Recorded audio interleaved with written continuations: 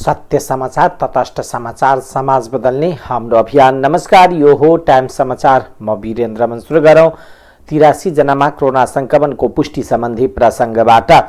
मंगलबार पछिल्लो 24 घण्टामा थप 83 जनामा कोरोना संक्रमणको पुष्टि भएको छ भने मंगलबार पनि कसैको पनि मृत्यु नभएको स्वास्थ्य मन्त्रालयले जनाएको छ।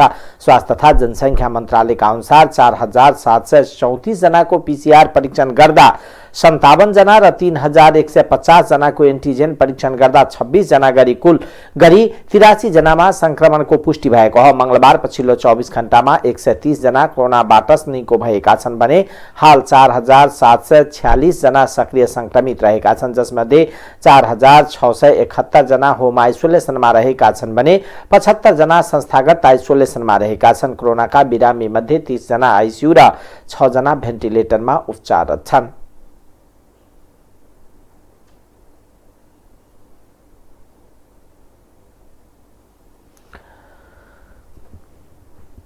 धर्मी हल्फा महिला विकास क्लब सप्तरीले आगलागीबाट आहत भएका परिवारलाई राहत सामग्री वितरण गरेको छ। सप्तरीको अग्निसायर कृष्ण सावन गाउँपालिका वार्ड नम्बर 4 स्थित टेंगरी टोलका अग्नि पीडित परिवारहरूलाई राहत स्वरूप त्रिपाल, झोल, तन्ना, धोती, साडी, थाल, गिलास, कराही, डेक्ची, छोल्नी लगायतका सामग्रीहरू वितरण गरेको क्लबका अध्यक्ष सूर्यनारायण यादवले जानकारी दिनुभयो। गत फागुन 29 गते आगलागी हुँदा 13 घर परिवारको घर जलेर नष्ट भएको थियो। उक्त राहत वितरणमा नेपाल पत्रकार महासंघ सप्तरीका पूर्व अध्यक्ष व्यासशंकर उपाध्याय, आदिवासी जनजाति महासंघ सप्तरीका अध्यक्ष एवं संचारकर्मी ब्रिजमान तामाङ, अहेब रामेश्वर यादव, साबिक प्रसवनी गाविस निवर्तमान अध्यक्ष रामदेव यादव लगायतका व्यक्तिहरूको उपस्थिति रहेको थियो। सर्लाहीमा खाना पकाउने क्रममा ग्यास लिक हुँदा एक घर पूर्ण रूपमा जलेर नष्ट भएको छ। सोमबार साँझ करिब 7 बजे सर्लाहीको विष्णुपुर गाउँपालिका 3 मधुवन गोठका रामकृत मण्डलका खपडा छाएको कच्ची घरमा सिलिन्डर ग्यास लिक हुँदा आगलागी भई घर पूर्ण रूपले जलेको जिल्ला प्रहरी कार्यालय सर्लाहीले जनाएको छ। घरमा आगलागी हुँदा भई घरभित्र रहेका अन्नपात, लत्ता, कपडा, भाँडाकुँडा, नगद 10,000, सुन चाँदीको गरगहना र घर गरी जम्मा 2,50,000 बराबरको क्षति भएको प्रहरी प्रवक्ता प्रहरी नायब उपरीक्षक माधव प्रसाद बुढाथोकीले जानकारी दिनुभयो। आगो स्थानीय र प्रहरीको सहयोगमा नियन्त्रणमा आएको थियो। सर्लाहीको लालबन्दीमा निर्माण भएको 132-33 केबी सब स्टेशनको उद्घाटन भएको छ। सरकार र नेपाल विद्युत प्राधिकरणको संयुक्त लगानीमा लालबन्दी नगरपालिका 1 नवलपुरमा निर्माण भएको सब स्टेशनको मंगलबार ऊर्जा, जलस्रोत तथा सिंचाई मन्त्री पम्फा भूषालले उद्घाटन गर्नुभयो। सब स्टेशन उद्घाटन भएपछि सर्लाहीको विद्युत आपूर्तिलाई भरपर्दो र गुणस्तरीय बनाउन र आगामी दिनमा खुल्ने नयाँ उद्योगलाई विद्युत उपलब्ध गराउन निर्माण गरिएको हो। आम नेपाली जनताले उज्यालोका लागि मात्र नभएर खाना पकाउन, सिंचाई गर्न, उद्योग कल कारखाना चलाउनका लागि प्रयोग गरी विद्युत खपत बढाउन मन्त्री भूषालले आग्रह गर्नुभयो। उहाँले तराई तथा मध्य क्षेत्रमा सिंचाईमा विद्युत खपतको प्रचुर सम्भावना देखेर नै सरकारले सिंचाईको विद्युत महसुल घटाएको उल्लेख गर्दै भूषालले सिंचाईका लागि पेट्रोलियम पदार्थबाट चल्ने उपकरणहरू विस्थापित गर्न आग्रह गर्नुभयो। उहाँले सब स्टेशन सञ्चालनमा आएसँगै यस क्षेत्रमा गुणस्तरीय र भरपर्दो विद्युत आपूर्ति भई औद्योगिकरणमा सहयोग पुग्ने भएकोले त्यसतर्फ लाग्न आग्रह गर्नुभयो। त्यस्तै प्राधिकरणका कार्यकारी निर्देशक कोलमान घिसिङले मध्य प्रदेशको विद्युत आपूर्ति सुधार गर्न अहिले सबैभन्दा बढी लगानी भइरहेको बताउनुभयो। उहाँले प्राधिकरणले आफ्नो आमदानी घटाएर भए पनि सिंचाई, औद्योगिक, खानेपानी लगायतका आम घरासाई ग्राहकलाई महसुल सहुलियत दिएको बताउनुभयो। घिसिङले मध्य प्रदेशमा विद्युत चुहावट बढी नै हुने गरेकोले चुहावट नियन्त्रणमा सहयोग गरिदिन सबैलाई आग्रह गर्नुभयो। उपराष्ट्रपति नन्दबहादुर पुनले जलवायु परिवर्तन र कोरोना महामारीका कारण विश्वमा महिलामाथि विभिन्न प्रकारको हिंसा बढेको बताउनु भएको छ। राष्ट्रिय महिला आयोग, राष्ट्रिय मानव अधिकार आयोग, महिला गैर सरकारी संस्था महासंघ WNF र एभ्री वुमन नामक संस्थाद्वारा संयुक्त रूपमा मंगलबार आयोजित दक्षिण एसियाली महिला सम्मेलनको उद्घाटन गर्नुहुँदै उहाँले महामारीको समयमा अधिकांश महिला आफन्तबाटै घरेलु हिंसाको शिकार हुनु परेको बताउनुभयो। उपराष्ट्रपतिले पुनले नेपालको संविधानले सुनिश्चित गरेको महिला तथा बालबालिका सम्बन्धी हक अधिकारको प्रभावकारी कार्यान्वयन हुनुपर्नेमा जोड दिनुहुँदै महिला सशक्तिकरणको आन्दोलनबाट प्राप्त उपलब्धिलाई संस्थागत गर्नु सबै सरकारवालाको चासोको विषय हुनुपर्ने बताउनुभयो। राष्ट्रिय मानव अधिकार आयोगका अध्यक्ष तप बहादुर मगरले मानव अधिकारको रक्षा गर्नु सबैको साझा दायित्व भएको बताउनुभयो। राष्ट्रिय महिला आयोगका अध्यक्ष कमला कुमारी पराजुलीले पछिल्लो समय आयोगमा सबैभन्दा बढी महिला हिंसा घरेलु हिंसाको घटनाको उजुरी दिने गरेको जानकारी दिनुभयो। महिला तथा बालबालिका हिंसा न्यूनीकरणमा सफलता हात पर्दै पनि आइरहेको छ।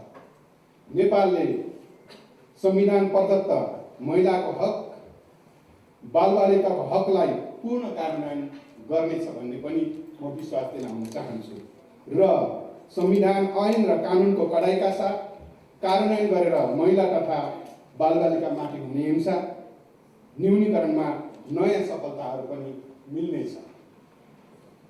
नेपालको संविधानले प्रत्येक महिलालाई लैङ्गिक भेदभाव बिना समान वंशीय हक, राज्यका सबै निकायमा महिलाहरूलाई समानुपातिक समावेशी सिद्धान्तको आधारमा सहभागी हुने हक र सम्पत्ति तथा पारिवारिक मामलामा दम्पतिको समान हक लगायतका अधिकार सुनिश्चित गरिसकेको छ। राष्ट्रपति, उपराष्ट्रपति तथा सभामुख र उपसभामुख फरक लिङ्ग वा समुदायको हुनुपर्ने, राष्ट्रिय सभाको अध्यक्ष र उपाध्यक्षमा एक महिला हुनै पर्ने, सङ्घीय संसद र प्रदेश सांसदमा 33% महिलाको प्रतिनिधित्व हुनै पर्ने र हाम्रो संवैधानिक व्यवस्था राखिएको छ। नेपालको सङ्घीय संसद, प्रदेश संसदमा 33% महिलाको प्रतिनिधित्व छ भने स्थानीय तहमा करिब 40% महिला प्रतिनिधित्व रहेको छ। राज्यका निकायहरू निजामती, सुरक्षा अङ्ग र रोजगारी, स्वास्थ्य, शिक्षा लगायतका विविध क्षेत्रमा महिलाहरूको पहुँच र सहभागिताहरू पनि बढ्दै गइरहेको महसुस हामीले गरेका छौँ। यी सबै गणतन्त्रका उपलब्धिहरू हुन्। यो नेपाली महिलाका लागि मात्रै नभई विश्वका महिलाहरूको लागि पनि एउटा गौरव र खुसीको कुरा हो भन्ने लाग्दछ। नेपालको संविधानले बालबालिकाहरूको हकको सुनिश्चितता गरेको छ र नेपालभित्र फेला परेको पितृत्व र मातृत्वको ठेगाना नभएको प्रत्येक नाबालक निजको बुवा वा आमा फेला नपरेसम्म वंशजको आधारमा नेपालको नागरिक ठहर्ने संविधानले व्यवस्था गरेको छ र प्रत्येक बालबालिकालाई परिवार तथा राज्यबाट शिक्षा, स्वास्थ्य, लालन पोषण, उचित स्याहार सुसार, खेलकुद, मनोरञ्जन तथा सर्वाङ्गीण व्यक्तित्व विकासको हकको ग्यारेन्टी गरेको छ। तथा अनुसन्धानको कार्य गरी आवश्यक सुधारका साथै पीडितलाई आवश्यक क्षतिपूर्ति र दोषीलाई कारबाहीको लागि सरकार समक्ष सिफारिस गर्दै आएको छ। नेपाल सरकारको तर्फबाट पछि राष्ट्रको हैसियतले पेश हुने आवधिक प्रतिवेदनहरू जस्तै सिआरसी प्रतिवेदनमा आयोग तर्फबाट पनि सुझावहरू पेश गर्ने गरेको छ। आयोगले हाल पनि सिआरसीको प्रतिवेदन पेश गर्न तयारी गरेको छ। आयोगबाट सम्पादित हुने कामलाई समावेशी बनाउन र लैङ्गिक मूल प्रभावीकरणलाई अझ बढी सशक्त बनाउनको लागि र सङ्गठनात्मक संरचना, नीति तर्जुमा, कार्यक्रम निर्माण, बजेट विनियोजन, कार्यक्रम कार्यान्वयन, अनुगमन तथा मूल्याङ्कनभित्र लैङ्गिक समानता एकीकृत गर्नका लागि मार्गदर्शन प्रदान होस् भन्ने उद्देश्यका साथ आयोगले लैङ्गिक समानता तथा समाजीकरण सामाजिक समावेशीकरण नीति 2077 जारी गरी कार्यान्वयनमा ल्याएको छ। दक्षिण एशिया की प्रसिद्ध लेखक एवं भारतीय महिला अधिकार कर्मी मीरा खन्नाले सम्मेलन दक्षिण एसियाली महिलामा महिला हिंसा न्यूनीकरण गर्न बनेको कानुनको कार्यान्वयनतर्फ सबैले ध्यान दिनुपर्ने बताउनुभयो। भारतीय मानव अधिकार कर्मी एवं वातावरणविद डाक्टर वन्दना शिवाले आर्थिक रूपले महिला सशक्त नभएसम्म हिंसाको घटनामा कमी आउन नसक्ने बताउनुभयो। महिला हिंसा विरुद्धको आवाजलाई विश्वव्यापी रूपमा उठाउँदै हिंसा अन्त्यका लागि एकबद्धता जनाउन 2 दिने दक्षिण एसियाली सम्मेलन सुरु भएको हो। सम्मेलनमा महिला अधिकार कर्मी, लेखक, मानवाधिकार कर्मी गरी विभिन्न देशका 100 जना सहभागी रहेका छन्। सरकारले संघीय संसदको अधिवेशन अन्त्य गर्न सिफारिस गरेको छ। मंगलबार बसेको मन्त्री परिषदको बैठकले मंगलबार राति 12 बजेदेखि अधिवेशन अन्त्य गर्न राष्ट्रपति विद्यादेवी भण्डारी समक्ष सिफारिस गरेको संचार तथा सूचना प्रविधि मन्त्री ज्ञानेन्द्र बहादुर कार्कीले जानकारी दिनुभयो। संसद अधिवेशनको अन्त्य र सुरुवात सरकारको सिफारिसमा राष्ट्रपतिले गर्ने व्यवस्था छ। संसदको यो अधिवेशनमा प्रतिनिधि सभाले अमेरिकी सहयोग परियोजना एमसीसी पारित गरेको थियो। त्यस्तै यही अधिवेशनमा प्रतिनिधि सभामा प्रधान न्यायाधीश चोलेन्द्र शमशेर जबरा विरुद्धको महाअभियोग प्रस्ताव दर्ता भएको छ, तर छलफल नहुँदै अधिवेशन अन्त्य गर्न सिफारिस गरिएको छ।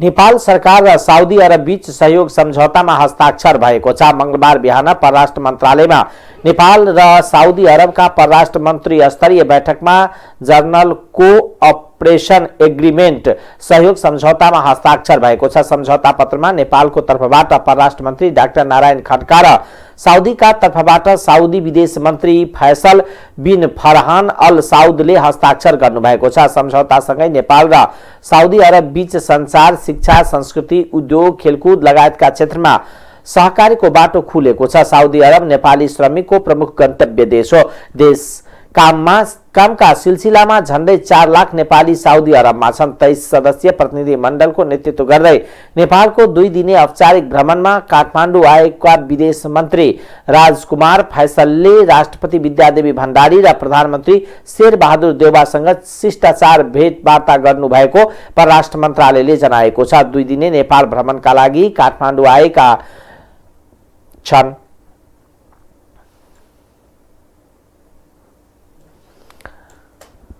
गृहमन्त्री बालकृष्ण खानले संसदबाट पारित एमसीसी को पक्षमा बोलिदिन उपभोक्ता अधिकार कर्मीहरूलाई आग्रह गर्नुभएको छ।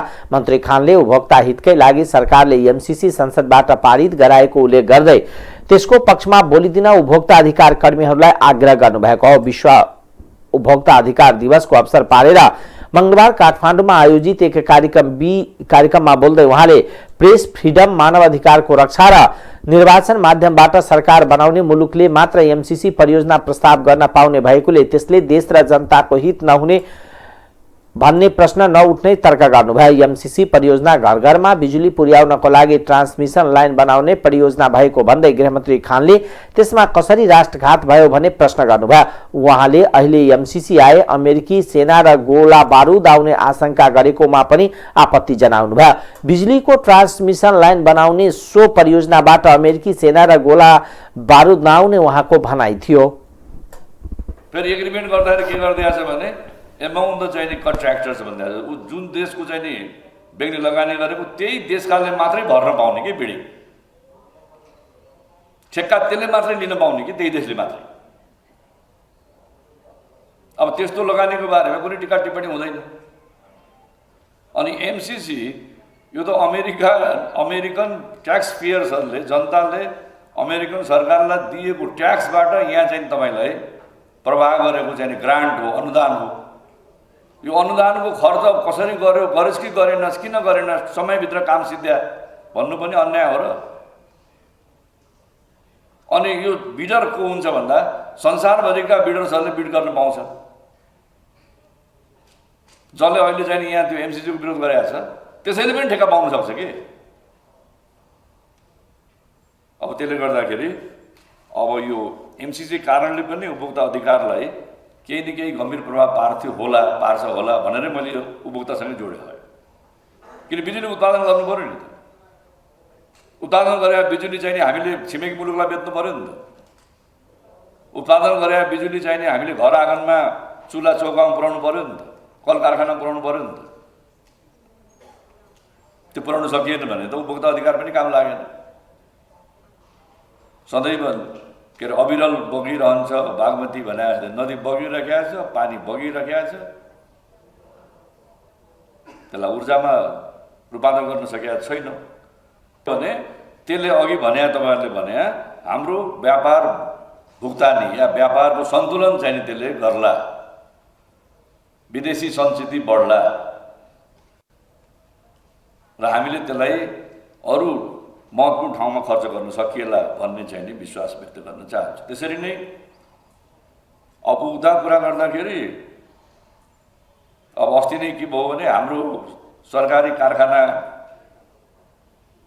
औषधि कारखानाले सिटामोल उत्पादन गर्नै छोड्यो। अनि त्यसको लागत जति लाग्छ, त्यसको र मेटेरियललाई लागत कति लाग्छ, केमिकललाई जति लाग्छ, अब उत्पादन भएको सिटामोलको मूल्य त्योभन्दा कम छ। अब निजी फार्माहरूले उत्पादन गर्न छोडिदिए, हाम्रोले पनि छोडिदियो।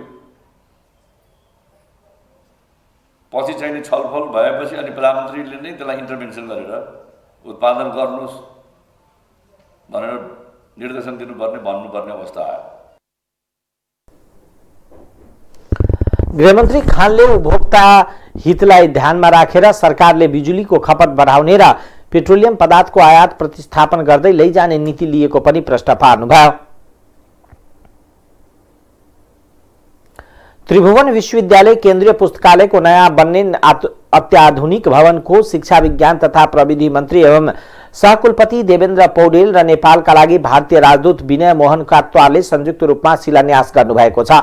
विक्रम सम्वत 2072 को भूकम्पले क्षतिग्रस्त भएको पुस्तकालयको भवन भारत सरकारको आर्थिक अनुदानमा निर्माण हुन लागेको हो। कुल 36 करोड 11 लाख 66 हजारमा निर्माण हुन लागेको उक्त भवनमा पाठक तथा अनुसन्धानकर्ताका लागि 24 घण्टा बसेर अध्ययन गर्न सक्ने व्यवस्थाका साथ ई लाइब्रेरी सुविधाका लागि छुट्टै कम्प्युटर ल्याब, सेमिनार, वर्कसप लगायतका हल, प्रदर्शनी कक्ष आदिको व्यवस्था रहनेछ। सो भवन 15 महिनाभित्र निर्माण सक्ने गरी सम्झौता भएको छ। शिलान्यास कार्यक्रममा शिक्षा मन्त्री पौडेलले दक्ष र गुणस्तरीय जनशक्ति निर्माण गरी मुलुकको समृद्धि र विकासका नेतृत्व गर्ने बताउनुभयो। देशको शैक्षिक विकासका लागि शैक्षिक पूर्वाधार निर्माणमा भारत सरकारले महत्त्वपूर्ण सहयोग उपलब्ध गराउँदै आइरहेको उल्लेख गर्नुभयो। व्यवहारको हिसाबले, कर्मचारीहरूको हिसाबले देशको सबभन्दा जेठो, देशको सबभन्दा ठुलो र अन्तर्राष्ट्रिय रूपमा पनि स्थापित त्रिभुवन विश्वविद्यालय हो। सङ्ख्याको हिसाबले त्रिभुवन विश्वविद्यालय एसियाको ठुला विश्वविद्यालय मात्रै पर्छ।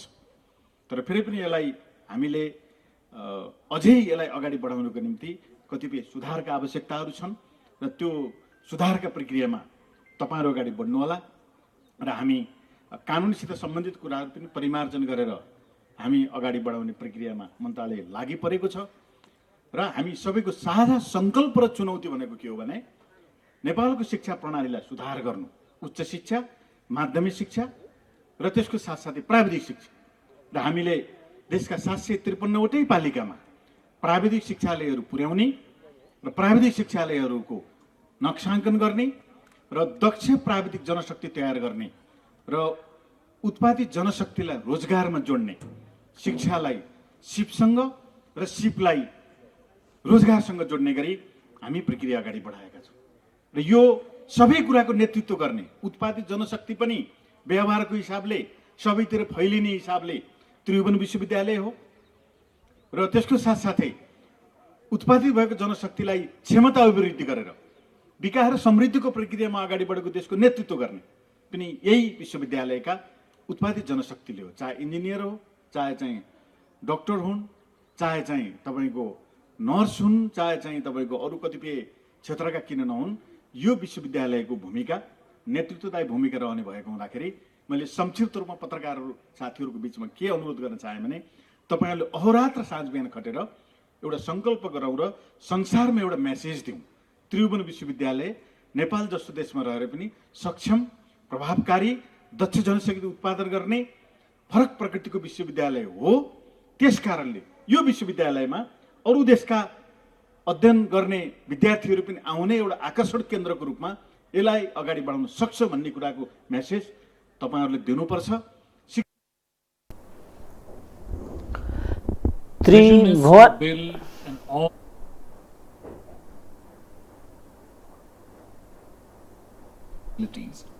that defines what a full-fledged library should be.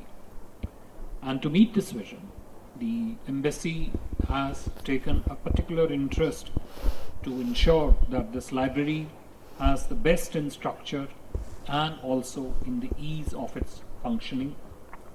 During the design phase of the library, the CBRI, the Central Building Research Institute, which is the premier institute in India in the earthquake resilient reconstruction, has referred to the modern facilities adopted in the best libraries of India. The present library building was also built by the assistance provided by Government of India in 1967 and is a symbol of long India-Nepal friendship. We are proud that the new building is also being built by Government of India from different walks of life. Libraries aren't only about books on the shelves. They are also an important social meeting point, accessible and affordable to all, where everyone may meet on equal footing. In my view, libraries also provide a window into the minds, thinking and the writings of the great authors who might have left this world after making their contribution. त्रिवीको गुणस्तर सुधार गरी उत्कृष्टताको केन्द्रको रूपमा विकास गर्न मन्त्रालय सबै प्रकारका सहयोग उपलब्ध गराउने उहाँले प्रतिबद्धता समेत गर्नुभयो। उच्च शिक्षालाई सर्वसुलभ र गुणस्तरीय बनाई अर्बौं रकम विदेशीबाट जोगाउनु पर्ने धारणा समेत उहाँले व्यक्त गर्नुभयो। कार्यक्रममा नेपालका लागि भारतीय राजदूत क्वात्राले नेपाल भारत सम्बन्धलाई थप विश्वसनीय, दिगो र मजबुत बनाउन यस सहयोग महत्त्वपूर्ण रहेको बताउनुभयो। पुस्तकालय सामाजिक जीवनलाई व्यवस्थित गर्ने, विचार र दर्शन आदान प्रदान गर्ने, नवीनतम खोज र अनुसन्धान गर्ने महत्त्वपूर्ण स्थान रहेको उल्लेख गर्दै विश्वविद्यालय परिषदमा रहेको गान्धी भवन, जाकिर हुसैन उद्यान र त्रिवी केन्द्रीय पुस्तकालय निर्माणमा भारतले सहयोग गर्न पाएकोमा भारतीय दूतावास हर्षित भएको उहाँले बताउनुभयो। विश्वविद्यालयले गुणस्तरीय सुधारका लागि अधिकतम प्रयत्न गरिरहेको उल्लेख गर्दै एक्जिम बैंकको रूपमा त्रिवी 38 वटा आंगिक क्याम्पसको भौतिक पूर्वाधारलाई थप व्यवस्थित र सुदृढ बनाउन समेत उहाँले जानकारी गराउनुभयो। शिक्षा विज्ञान तथा प्रविधि मन्त्रालयको आन्तरिक योजना कार्यान्वयन इकाइ योजना प्रमुख रामशरण सापकोटाले भारत सरकारको सहयोगमा 2072 सालको भूकम्प पश्चात 70 वटा विद्यालय निर्माणमा आर्थिक सहयोग प्राप्त भएको र अन्तिम कार्यक्रमको रूपमा त्रिवी केन्द्रीय पुस्तकालयको शिलान्यास गरिएको उल्लेख गर्नुभएको थियो। पुस्तकालयका प्रमुख पूर्णलाल श्रेष्ठले पुस्तकालयलाई प्रविधि मैत्री र अत्याधुनिक बनाई घरमै बसेर विश्वविद्यालयमा उपलब्ध पुस्तक पढ्न सक्ने वातावरण बनाउने बताउनुभयो। उहाँले अन्तर्राष्ट्रिय स्तरको पुस्तकालयले मुलुकको शैक्षिक स्तर उन्नतिमा सकारात्मक योगदान पुर्याउने उल्लेख गर्नुहुँदै 24 घण्टा सेवा दिन त्रिवी पुस्तकालय तयार रहेको समेत बताउनुभयो। दैनिक उपभोग्य वस्तुहरूको मूल्य बढ्दा पनि उपभोक्ता अधिकार कर्मीहरू चुप लागेर बसेको भन्दै संसदीय समितिले असन्तुष्टि जनाएको छ। संघीय संसद प्रतिनिधि सभा अन्तर्गतको उद्योग तथा वाणिज्य र श्रम तथा उपभोक्ता हित समितिका सभापति विमल प्रसाद श्रीवास्तवले खाने तेल, चिनी लगायतका दैनिक उपभोग्य वस्तुमा मूल्य वृद्धि हुँदा पनि उपभोक्ता अधिकार कर्मीहरू चुप लागेर बसेको भन्दै असन्तुष्टि व्यक्त गर्नुभएको हो। विश्व उपभोक्ता अधिकार दिवसको अवसर पारेर मंगलबार काठमाडौँमा आयोजित कार्यक्रममा बोल्दै उहाँले सरकारले बजार अनुगमन नगरेकै कारण मूल्य वृद्धि भएको उल्लेख गर्दै त्यसमा ध्यान दिन पनि सचेत गराउनुभयो। व्यापारीहरूले तेस्रो देशबाट आयात गरेर ल्याएको खाने तेल फेरि प्याकिङ गरेर त्यस्तै पठाउँदा नेपालमा खाने तेलको अभाव भएको तर्फ उल्लेख गर्दै सभापति श्रीवास्तवले सरकारले त्यसबारे छानबिन गरेर यथार्थ बाहिर ल्याउनु पर्ने बताउनुभयो। उहाँले सरकारवाला निकायसँग छलफल गरेर मात्रै भन्सार शुल्क मिनाहा गर्न पनि सरकारलाई निर्देशन दिनुभयो। सभापति श्रीवास्तवले दैनिक उपभोग्य सामग्रीहरू चामल, गहुँ, औषधि शैक्षिक सामग्रीमा मिनाहा दिनु राम्रो होला, तर अनावश्यक वस्तुमा मिनाहा दिँदा नियत साफ देखिएन। त्यसकारणले यस छानबिन हुनुपर्छ। करोडौं रुपियाँ घोटाला गर्नेलाई धरौटी छाडी दिनुहुन्छ अनि मूल्य वृद्धि हुँदै भइरहेको छ। उहाँले बजार अनुगमन कामलाई सरकारले तीव्रता नदिए महँगी झनै बढेर जाने बताउनुभयो।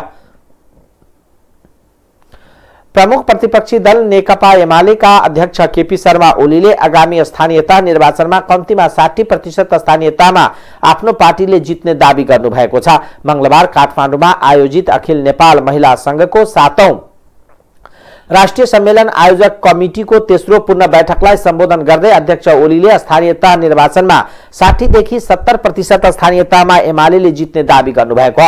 अध्यक्ष ओलीले एमालेलाई निर्वाचन जित्नका लागि कसैको बैशाखी टेक्नु नपर्ने बताउँदै आफूहरू प्रतिस्पर्धात्मक बहुदलीय व्यवस्थामा रहेकोले प्रतिस्पर्धा गर्न तयार रहेको उल्लेख गर्नुभयो। उहाँले चुनावी प्रतिस्पर्धा स्वस्थ गर्नुपर्नेमा पनि जोड दिनुभयो। हामीले बैशाखी टेक्नुपर्छ, यो ढोइको लौरो टेक्नुपर्छ अनि मात्र हामी हिँड्न सक्छौं भन्ने होइन। हामी हिँड्न, अगाडि बढ्न, चुनाव लड्न र मजाले जित्न सक्छौं। हामी 60 देखि 70% स्थानीय तहमा निर्वाचन जित्नेछौं उहाँले भन्नुभयो। सिटको हिसाबले, पालिकाको हिसाबले, अनेक हिसाबले पनि 60 देखि 70% हामी एक्लै जित्न सक्छौं।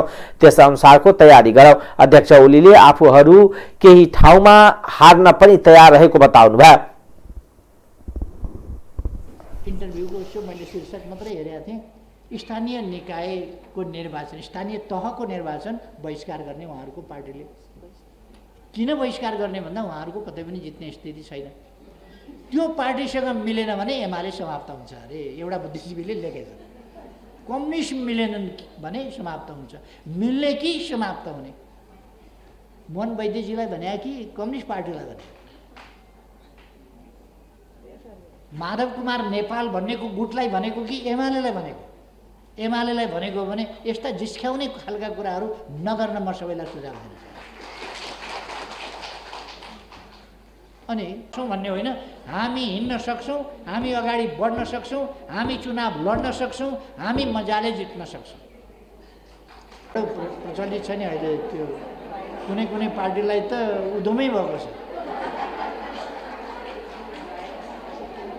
यदि तपाईँले गाउनु छैन भने सिक्न परेन, दुःख गर्न परेन। बजाउनु छैन भने सिक्न परेन, दुःख गर्न परेन। तपाईँले कुनै खेल जित्न छैन भने अभ्यास गर्नै परेन। तपाईँले कुनै पास गर्नु छैन भने जाँच दिनै परेन। केही जान्नु छ भने सिक्नु पढ्नै परेन। धेरै गाडी चढेर मान्छेहरू आउनुभएको छ, जनप्रतिनिधिहरू, विभिन्न पार्टीका कार्यकर्ताहरू, विभिन्न पार्टीबाट निर्वाचित भएका जनप्रतिनिधिहरू एमालेमा प्रवेश गर्न आउँदै हुनुहुन्छ। त्यहाँ म त्यो कार्यक्रममा यसपछि जान्छु। हामी प्रतिपक्षमा छौँ, सरकारमा होइन। विभिन्न पार्टीका नेता कार्यकर्ताहरू र विभिन्न पार्टीबाट निर्वाचित जनप्रतिनिधिहरू हाम्रो पार्टीमा प्रवेश गर्न लहर छ। उहाँहरू तत्काल तराई जान मन नसक्ने भएको हुनाले उहाँहरू यहीँ आउनुहुन्छ। नेकपा एमाले प्रतिपक्षमा भए पनि प्रवेशको यस्तो लहर चलेको छ। त्यसकारण हाम्रो साथीहरूले 2 जना आउटडेटेड भएका, म्याद गुज्रिएका औषधिहरू खाएर पेट गडबड गर्नु, स्वास्थ्य बिगार्नु हुँदैन। र महिलाहरू उप मात्रै होइन, अब प्रमुखमा राम्रो सङ्ख्या हुनुपर्दछ। किन जति पुरुषको सङ्ख्या थियो त्यस ठाउँमा त अनिवार्य रूपमा महिला छ। बहुसङ्ख्या, धेरै ठुलो सङ्ख्यामा पुरुषहरू प्रमुख भएको अवस्था छ। त्यहाँ महिलाहरू उप हुँदै हुनुहुन्छ। सरक्क एक तह बढाइदिए त भइगयो भन्ने कुरा छ। अध्यक्ष ओलीले नेपालको राजनीति प्रतिगामी शक्ति र जनादेश चाहने शक्ति बीचको 2 ध्रुवमा रहेको बताउनुभयो। उहाँले सत्तारूढ 5 दलीय गठबन्धनले प्रतिगामी शक्तिको प्रतिनिधित्व गर्ने उल्लेख गर्नुभयो। आफूहरू भने जनताको फैसला मान्ने जनपक्षीय शक्ति रहेको उहाँले जिकिर गर्नुभयो। अध्यक्ष ओलीले एमालेबाट फुटेर जानेहरू पतित भएको संज्ञा दिनुभयो। अध्यक्ष ओलीले स्थानीय तहको निर्वाचन अगाडि अखिल नेपाल महिला संघको सदस्य संख्या 10 लाख पुर्याउनु पर्ने बताउनुभयो। पार्टीको नीति, निर्णय र निर्देशनको पालन गर्दै गाउँ टोल कमिटीसम्म संगठन विस्तार गर्ने उहाँले निर्देशन दिनुभयो। उहाँले नेकपा एमालेमा पार्टी प्रवेशको लहर चलेको पनि बताउनुभयो।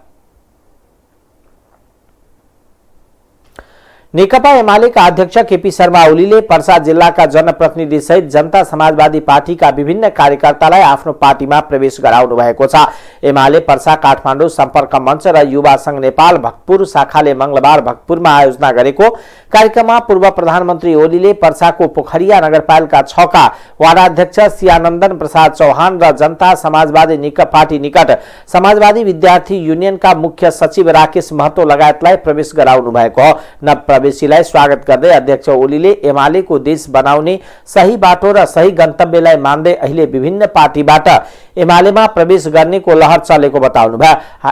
हिमाल पहाड र तराईका प्राकृतिक विविधता युक्त नेपाल गरिबी पछौटेपनमा रहिरहन नसक्ने बताउनुभयो। उहाँले नेपालले आफ्नो उत्पादन गरेर अरू मुलुकलाई निर्यात गर्नेतर्फ योजना अघि सारेर आत्मनिर्भर मुलुक बनाउने एमालेको अभियानका साथ दिन आग्रह गर्नुभयो। अध्यक्ष ओलीले औद्योगिक क्षेत्रको विस्तार, उत्पादन र रोजगारी बढाएर मुलुकलाई राष्ट्रिय अर्थतन्त्रलाई माथि लान सीता जन्मभूमि जानकी क्षेत्रको मधेस प्रदेश सक्षम रहेको बताउनुभयो। उहाँले आफ्नो सरकारको कार्यकालमा सुरु भएको वीरगञ्ज काठमाडौँ रेल जस्तै योजना अघि बढाउन एमालेले पुनः सरकारको नेतृत्व गर्नुपर्ने बताउनुभयो। विकास नहुने ठाउँ होइन। अब त प्रदेश नम्बर 2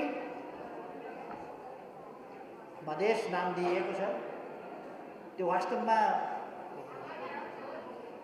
एउटा जानकी प्रदेश, मिथिला प्रदेश, जो हाम्रो अपनत्वसँग जोडिएको जानकी प्रदेश जनक प्रदेश मात्रै, जनकपुर मात्रै होइन, अब राम जन्मभूमि अयोध्यापुरी पनि 2 नम्बरसँगै जोडिएको छ।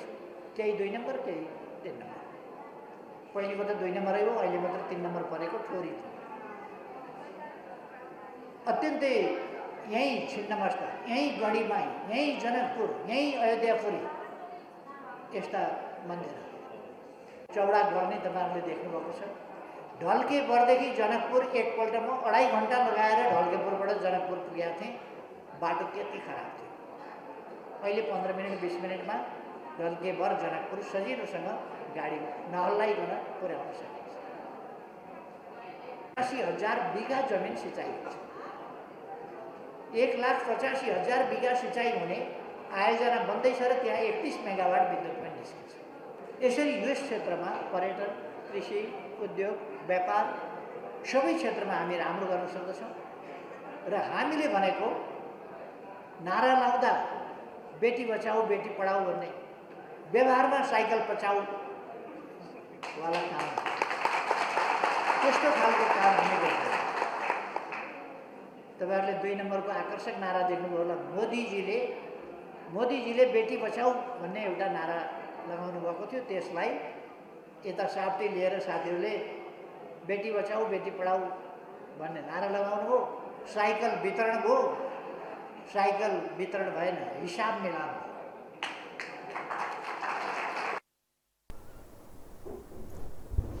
कार्यक्रममा एमालेका नेता महेश बस्नेतले विगतमा एमाले मधेस जागरण अभियान सञ्चालन गर्दा अवरोध गर्न खोज्ने अहिले पस्ताउन थालेको जनाउँदै मधेसका समृद्धि र विकासका लागि अध्यक्ष ओली नेतृत्वकै सरकार काम गरेको जिकिर गर्नुभयो। युवा संघका अध्यक्ष किरण पौडेलले एमालेमा युवाको आकर्षण बढ्दै गएको बताउनुभयो। अब आर्थिक समाचार।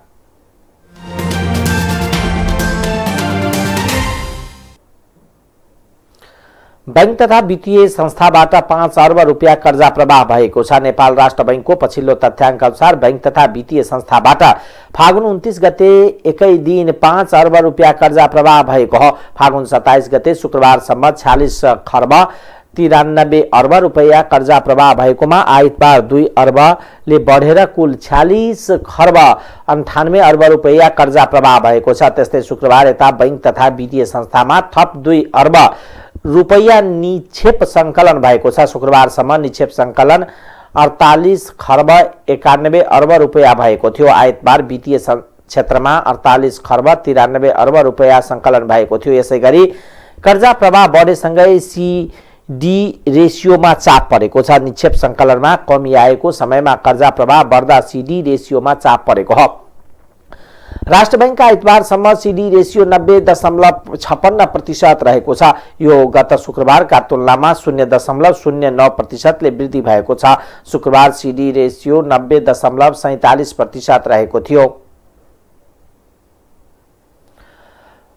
समुद्र पारबाट आउने कोइलाको ढुवानी अवरुद्ध भएको छ। भारतीय रेलवेले रेक नदिएपछि हल्दिया बन्दरगाहमा आइपुगेको करिब 2 लाख मेट्रिक टन कोइला रोकिएको हो। रेलवेले रेक नदिएपछि वीरगञ्जका व्यवसायीले कोलकाता स्थित नेपाली महावाणिज्य दूतावासलाई गुहार गरेका छन्। वीरगञ्ज उद्योग वाणिज्य संघका उपाध्यक्ष माधव राज पालले महावाणिज्य दूतावासलाई पत्र लेखेका हुन्। उद्योगीले कोइला रोकिएको बारे जानकारी गराए लगत्तै भारतीय रेलवेलाई आवश्यक संख्यामा रेक उपलब्ध गराउन पत्राचार गरिसकेको महावाणिज्य दूत ईश्वर राज पौडेलले बताउनुभयो। विगत 12 दिनदेखि रेलवेले हल्दिया बन्दरगाहमा रेक नदिएको कोइला आयातकर्ता समेत रहेको राजपालले जानकारी दिनुभयो। भारतमा विद्युत उत्पादन गृहमा कोइला आपूर्तिको चाप बढेकोले नेपालका लागि रेक नदिएको भनाई राजपालको छ। तेस्रो मुलुकबाट बन्दरगाहसम्म आइपुगेको 52 रेक जति कोइला थुप्रिएको छ। रेलवेलाई पटक पटक आग्रह गर्दा पनि आपूर्ति भएन राजपालले भन्नुभयो। करिब 2 लाख मेट्रिक टन कोइला बन्दरगाहमा अड्किएपछि यता अभाव हुन थालेको उहाँले बताउनुभयो। भारत, इन्डोनेसिया, अमेरिका, अस्ट्रेलिया र दक्षिण अफ्रिकाबाट वर्षेनी करिब 15 लाख मेट्रिक टन कोइला आयात हुने आयातकर्ता बताउँछन्। क्लिङ्करमा आधारित सिमेन्ट उद्योग बढेसँगै कोइला आयात बढेको छ। कोइला क्लिङ्कर उद्योगको सहायक कच्चा पदार्थ हो। इटा भट्टीमा पनि कोइला प्रयोग हुन्छ। कुल आयातको 2/3 परिणाम कर उद्योगमा खपत हुने उद्योगी बताउँछन्। समस्या समाधानका लागि महावाणिज्य दूत पौडेलले मंगलबार हल्दिया बन्दरगाहको स्थलगत अवलोकन गर्ने बताउनु भएको छ। रेलवे दक्षिण पूर्वी कार्यालयमा पत्राचार गरेका छौं। हल्दियाका स्थलगत अवस्था बुझ्न जाँदैछौं उहाँले भन्नुभयो। हल्दिया कोलकाता बन्दरगाहबाट 150 किलोमिटरको दूरीमा छ। अब अन्तर्राष्ट्रिय समाचार।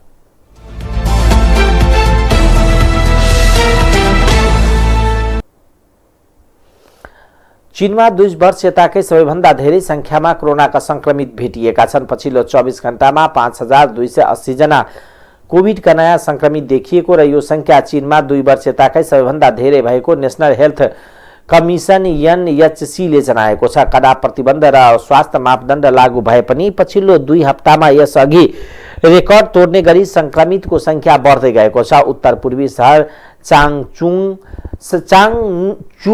सेन्झेन शहरमा यसै हप्ता लकडाउन घोषणा गरिएको छ। सङ्घाईमा विद्यालय बन्द छन्। कोरोना रोकथाममा प्रभावकारी काम नगरेको भन्दै सरकारले यसै हप्ता जिलिन र चाङचुनका स्वास्थ्य आयोगका प्रमुखलाई बर्खास्त गरेको छ। संक्रमण रोक्न पनि सरकारले सामूहिक जाँच गर्ने अभियान चलाएको छ भने स्वास्थ्यका मापदण्डमा कडाई गरेको छ। चीनमा पहिलो पटक सन् 2019 को डिसेम्बरमा कोरोना भाइरस देखिएको थियो।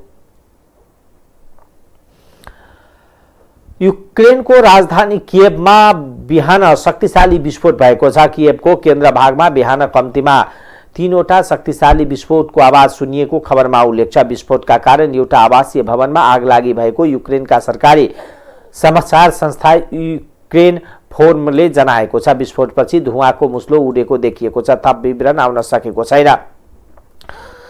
वार्ताकै बीचमा पनि रुसले युक्रेनमा निरन्तर आक्रमण गर्दै आएको छ। तर युक्रेनले प्रभावकारी रूपमा हवाई प्रतिरक्षा प्रणाली प्रयोग गरेका कारण रुसी सेना त्यति धेरै अघि बढ्न नसकेको अमेरिकी रक्षा मन्त्रालयले जनाएको छ।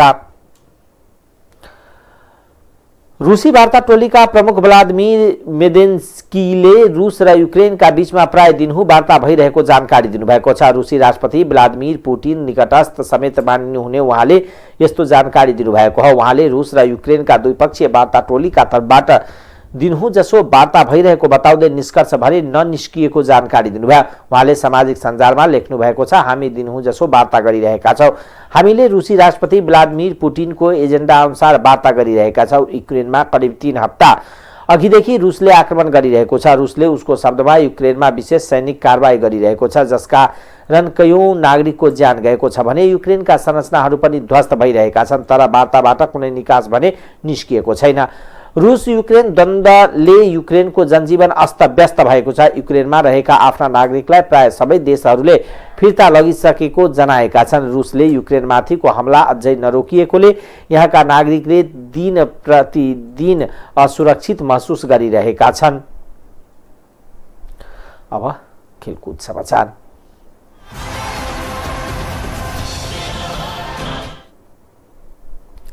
18 वर्ष मुनिको साफ महिला च्याम्पियनसिप फुटबल आजदेखि भारतको जमशेदपुरमा सुरु भएको छ। उद्घाटन खेलमा नेपालले आयोजक भारतसँग खेलेका छन्। टाइम्स समाचार अहिलेको लागि यति नै। हेर्दै गर्नुहोला टाइम्स टेलिभिजन। नमस्कार।